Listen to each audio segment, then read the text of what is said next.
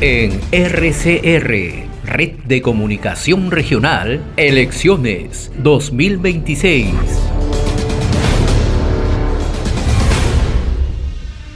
Nuestra secuencia RCR Elecciones 2026, la gratísima visita de Miguel Ángel Ibarra, el candidato a la Cámara de Diputados por Lima para Avanza País número 16, que es politólogo, reconocido analista en temas políticos, y siempre le agradecemos la deferencia que tiene con RCR. ¿Cómo hablar de Miguel Ángel? ¿Cómo andas? Gracias, José, por la gentil invitación, esta vez no de analista, sino ya como de candidato a la Cámara de Diputados. Y precisamente te llamamos para que en esa condición también pediste una primera impresión, ¿no? Mañana tiene lugar un pleno extraordinario en el Congreso de la República. ¿Cuál crees que va a ser el desenlace? ¿Qué escenario se presenta?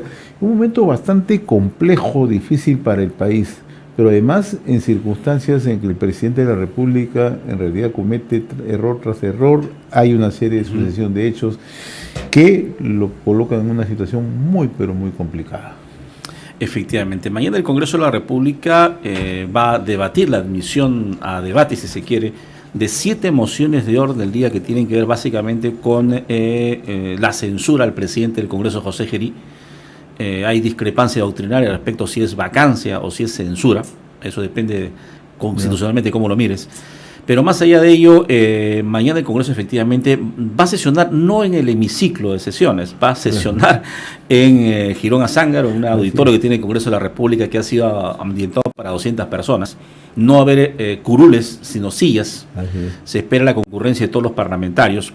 Y el tema de fondo pues es la conducta o inconducta funcional del presidente de la República al haber concurrido a un chifa, ¿no?, encapuchado, a tener una reunión con algún personaje de la comunidad china empresarial, al parecer, para ver unos temas vinculados a ellos. Y lo otro es el tema de las señoritas que aparentemente lo habrían visitado a altas horas de la noche. Son temas éticos que tienen que investigarse también, que en tanto exista responsabilidad política. El presidente ya fue a la Comisión de Ética, recordarás, explicó los detalles de las reuniones, ofreció las disculpas por las formas como lo hizo. Pero el tema ha ido avanzando, se ha ido politizando más en plena campaña electoral y hoy estamos pues frente a esta moción. En principio se han conseguido los votos que establece el reglamento para poder ir por la moción de censura o la censura de la mesa, ¿no? El tema es si hay los votos para censurarlo, para vacarlo. Ese es el segundo tema de fondo. Y fíjate que de aprobarse una censura o la vacancia, como queramos verla, lo que va a pasar es que entramos a un escenario político complejo, ¿no? Tiene primero saber quién va a ser el sucesor del señor Gerí, ¿no?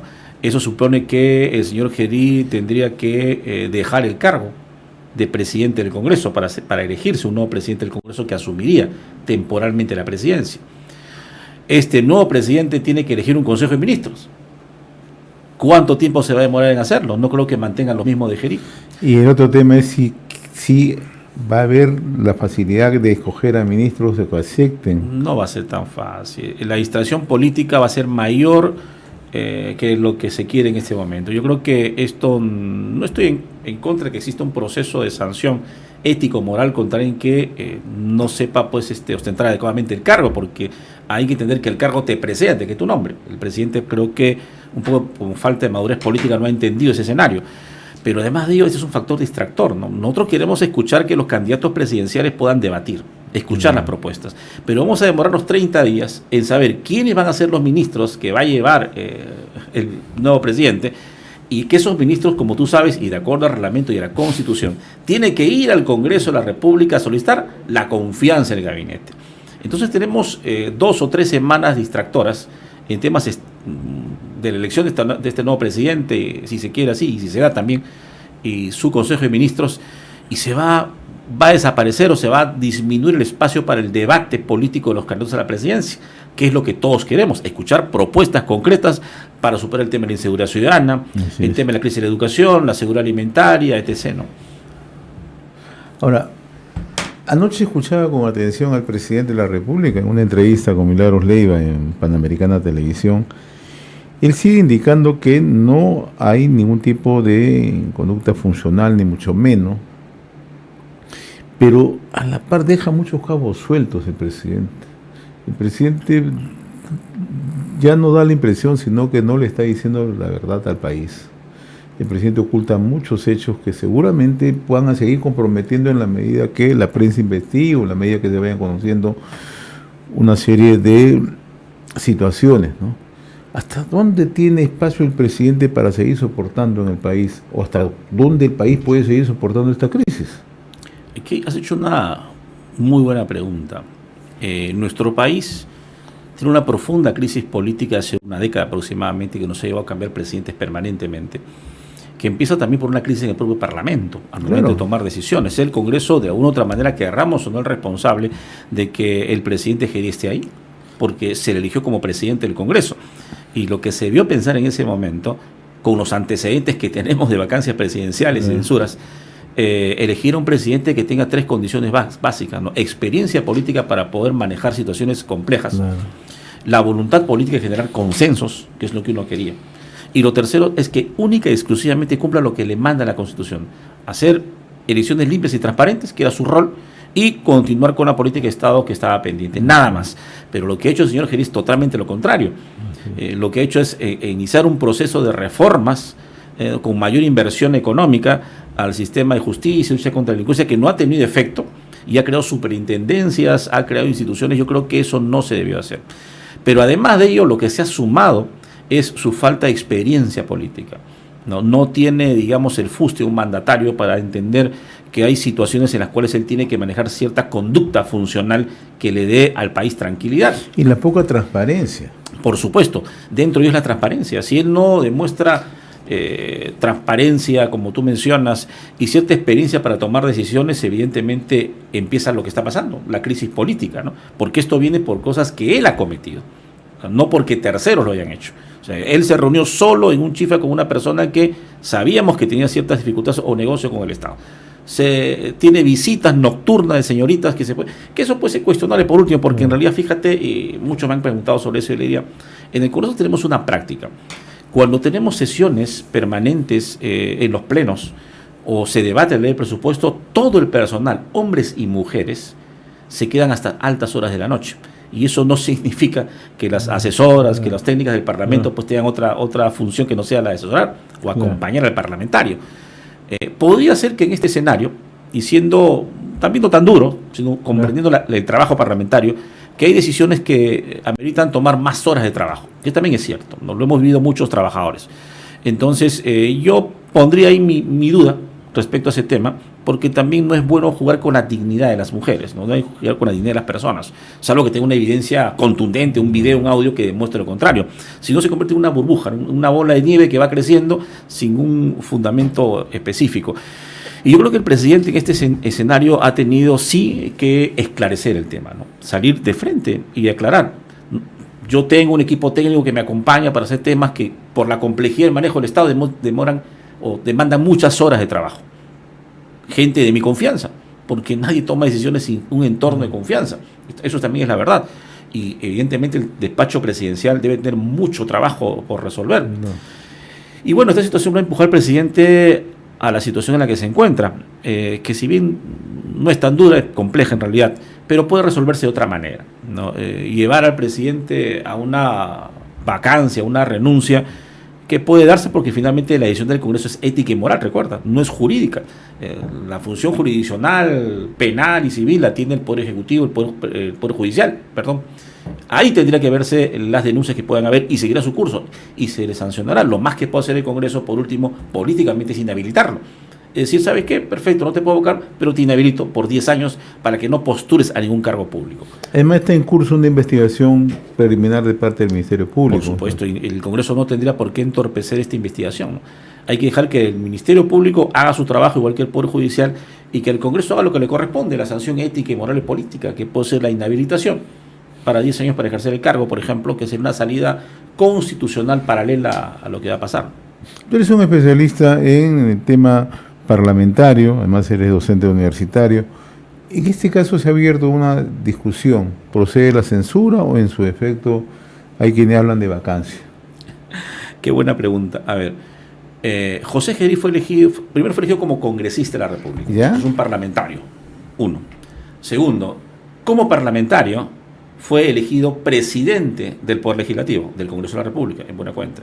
Y lo que establece la Constitución es que ante la ausencia del presidente, del primer vicepresidente y del segundo vicepresidente, asume el presidente del Congreso de la República. ¿Quién convoca elecciones? O sea, su espacio es interino, luego retorna a ser presidente del Congreso nuevamente. ¿Bien? Ese es el espacio o la definición que establece la Constitución Política del Perú. Si bien es cierto que hay vacíos constitucionales que no te permiten distinguir entre si su condición de presidente en ese momento o sigue siendo congresista, la lógica del derecho parlamentario es que el señor Gerí sigue siendo parlamentario, sigue siendo presidente del Congreso de la República. Por esa razón, el señor Rospigliosi es vicepresidente, no asumido como presidente del Congreso de la República, es encargado de la presidencia del Congreso de la República. Entonces, ahí hay un vacío constitucional que no se ha regulado todavía, que no se ha establecido, para poder cuál es la figura que debería darse. Ahora, ¿por qué es importante ver esto? Porque si tú vas hacia la vacancia presidencial, la votación es mayor. Claro. Y si tú vas a la censura de la mesa, la votación es menor. Entonces, como quieren acelerar el proceso para poderlo censurar o vacar, lo que quieren es ir por la censura a la mesa, porque el rango de votación es mucho menor, a diferencia de la vacancia, que es calificada, ¿no? Por ello, un tema del juego político. ¿Quiénes ganan, quiénes pierden? Es lo importante que hay que preguntarse. ¿Quiénes ganan con la censura de la mesa o con aquella del señor Gerí? ¿Quiénes pierden espacio político? Es evidente que el que pierde espacio político somos Perú y los aliados de la mesa, entre los cuales se encuentra Fuerza Popular, que como tú habrás visto defiende a capa y espada Gerí con sus comunicados y un pronunciamiento que sacó Keiko Fujimori creo que ayer o antes de ayer con sus líderes políticos. En parte, la señora Fujimori no deja de tener razón cuando habla de la estabilidad política, eso es cierto. Estamos en un proceso electoral y lo que queremos nosotros es escuchar las propuestas de los presidentes. Pero, de alguna otra manera, se equivoca cuando menciona que ella no tiene mucho o nada que ver con el presidente Gerí. Y hay que recordar que todas las mesas directivas del Congreso fueron con el apoyo de Fuerza Popular. Lo niegue aquí, en la China y donde sea. Entonces Fuerza Popular, igual que los demás partidos, tienen cierta responsabilidad política en el acompañamiento de la mesa. Entonces ellos tienen que tomar pues su decisión el día de mañana. Finalmente, sí, una vez que se admita debate, se escuchen los argumentos, se pueda esperar pues la votación. Pero también hay un tema en materia de derecho parlamentario que tiene que ver con el debido proceso, ¿no? Y es, pese a las acusaciones e imputaciones que se le haga al presidente, él tiene que venir con su abogado, o él mismo, a explicar las razones por las cuales él ha tomado las decisiones desafortunadas que ha tenido, o explicar los hechos reales y decir, bueno, he venido aquí porque he sido y tengo el legítimo derecho como parlamentario de poder ejercer mi defensa porque se me acusa como presidente del Congreso. Entonces ese espacio tiene que darse de todas maneras. Va a generar mayor controversia, cierto, porque el reglamento dice que no se puede votar la censura de la vacancia hasta después de 4 días. Pero hemos visto como el caso de la vacancia de Dina Boluarte, que fue el mismo día. Entonces podría de todas maneras el Congreso el mismo día acelerar la vacancia, la censura para el señor Gerí, pero como te digo, hasta el momento, por lo que puedo ver, no hay los votos necesarios para poder alcanzar la censura, ¿no? ¿Qué te indica tu feeling? ¿Que no va a haber las firmas, no van a haber los votos suficientes? Yo creo que no van a haber los votos suficientes. Y no van a haber, en principio, porque hay una división dentro de las propias bancadas de los partidos políticos, ¿no?, respecto a la pertinencia o no de la censura en pleno proceso electoral. Si no estuviéramos en un proceso electoral, yo creo que sale Gerí. No hay vuelta que darle. Ahí no va a haber ninguna duda. Pero el escenario político hace como motivo que vengan más cosas. Si yo lo cambio, la prensa va a estar pensando quién va a ser el nuevo presidente del Perú. Una vez eso, la prensa ya quiénes van a ser los ministros. ¿Los va a ratificar? ¿Los va a cambiar? Después viene el gabinete a sustentar. ¿Aceptarán o no aceptarán? Entonces tienes pues un espacio de 15, 20 días que has perdido mediáticamente el espectro político para poder escuchar las propuestas de alguien que va a gobernar 5 años, no 3 meses como el señor que se va, porque Gerí se va pues ahorita en junio, unos 4 o 5 meses, porque va a haber presidente o en abril o en junio con segunda vuelta. Entonces yo creo que ahí es un efecto también distractor políticamente si lo queremos ver así. A quien le va a sacar mayor provecho va a ser Renovación Popular, que es el gran impulsor de este cambio. Igual que el grupo de izquierda, evidentemente, que están buscando réditos políticos. La caída de Gerí lo que va a generar son 2 escenarios. Uno, el ataque político y mediático de quienes llevaron a Gerí a ser presidente del Congreso. Ellos son los cómplices. Fuerza Popular. Fuerza Popular.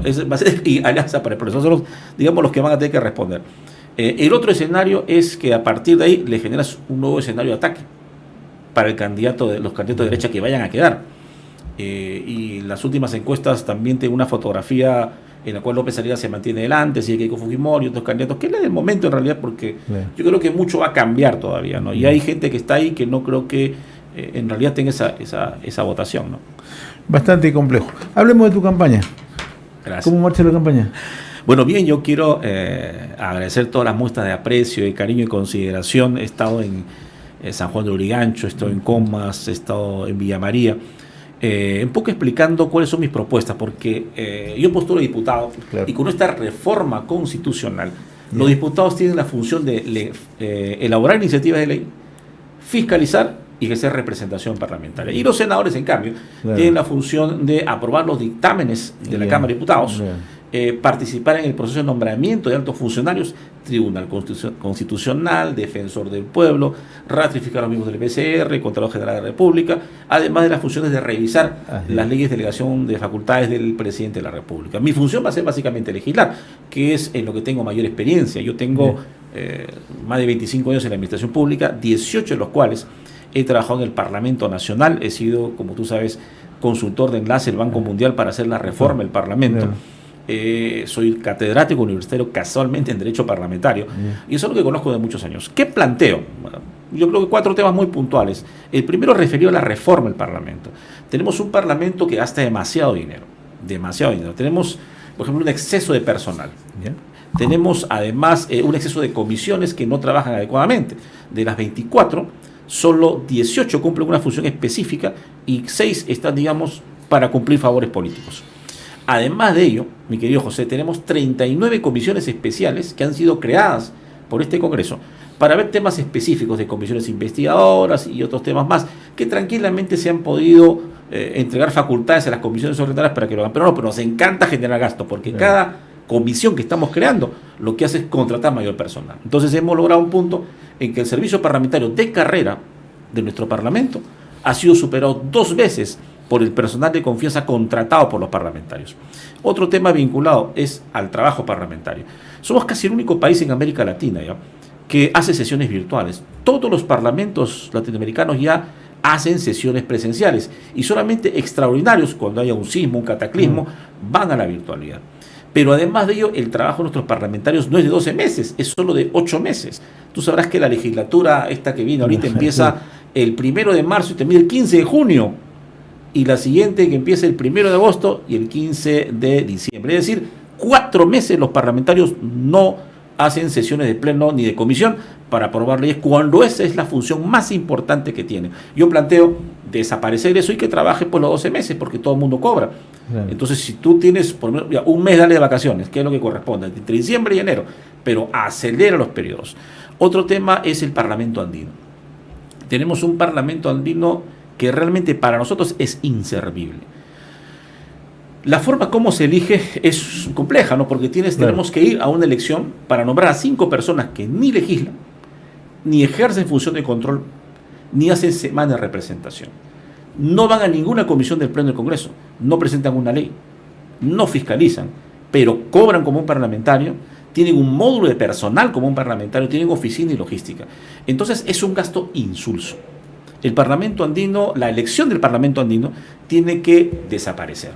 Tenemos que hacer como hacen otros países, como Chile, por ejemplo, ¿no? Que lo que hace es, entre los parlamentarios electos, elige a sus 5 parlamentarios andinos, no genera un doble gasto, ¿no? Y replantear por último, pues, cuán importante es mantener el Parlamento andino, ¿no? ¿Qué nos ha dado de réditos? Está Venezuela, está creo que Colombia, está Ecuador, está Chile sí, Bolivia, Perú. Pero estamos, pues, creo que con el 80% son los parientes pobres del barrio. Entonces, nosotros somos los que tenemos que soportar todo lo que va a venir. Hubiera sido importante estar mejor en el Mercosur o en otra comunidad internacional que nos genere más rentabilidad, porque lo único que nos puede traer el Parlamento andino es más migración venezolana, probablemente. Entonces, yo creo que hay que replantear un poco el tema ahí. Otro tema que planteo, que ya tiene que ver con temas más sociales y afuera de la estructura del Parlamento, tiene que ver, por ejemplo, con el tema del vientre subrogado, ¿no? La ley del vientre de alquiler, que no está regulado en nuestro país. Es un tema que tiene que modificarse y tiene que darse en nuestro país. Está muy ideologizado, creo yo, y tendría que darse. Otro tema es el tema, por ejemplo, relativo a las ollas comunes, ¿no? El Estado dio una ley para regular las ollas comunes hace unos años, Pero lo que no le dio las ollas comunes fue los mecanismos para poder, dar una alimentación adecuada a los niños. Siempre se habla, José, de que para vencer la pobreza hay dos herramientas básicas: la educación y la salud. Pero ambas, ¿de qué depende? De una adecuada alimentación. Es allí donde falla el Estado. Entonces, ¿cómo puede ser posible que tengas ollas comunes que no están en los barrios residenciales de Lima, que están en los conos de Lima? Así es. ¿No? Y no les el recurso necesario para poder trabajar. Y otras más también. Muy bien, Miguel Ángel, yo te agradezco los mejores éxitos. Vamos a seguir conversando. Todavía Gracias.